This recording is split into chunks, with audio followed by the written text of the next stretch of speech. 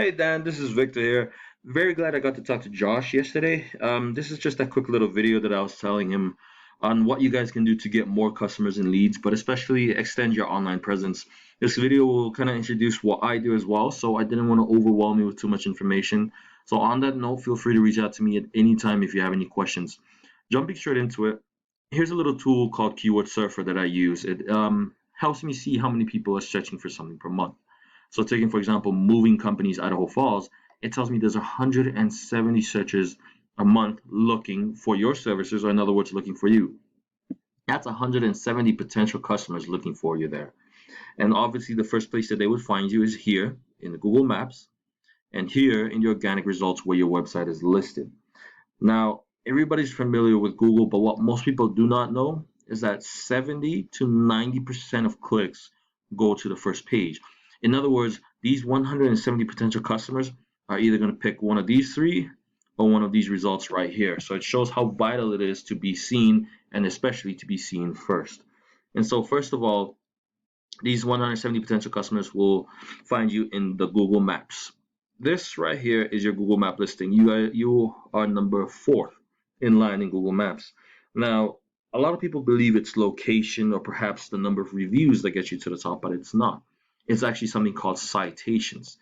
And even for example here, moving companies Idaho Falls has no reviews, yet they are at the top.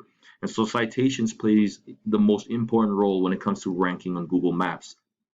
Now, I use a little tool called Whitespark that helps me analyze these top 3 to see what citations and how many citations they have and what exactly influences them to be in the top results. So I took just into West Moving and Storage here, and the best part is not only does it tell us how many citations they have and how many you would need for your Google Map listing, but we can get some of the exact same citations as well. So in other words, pumping a few more citations over to your Google Map listing will definitely bump you up the ranks to, yes, even beating all these guys and getting those 170 potential customers to pick you first.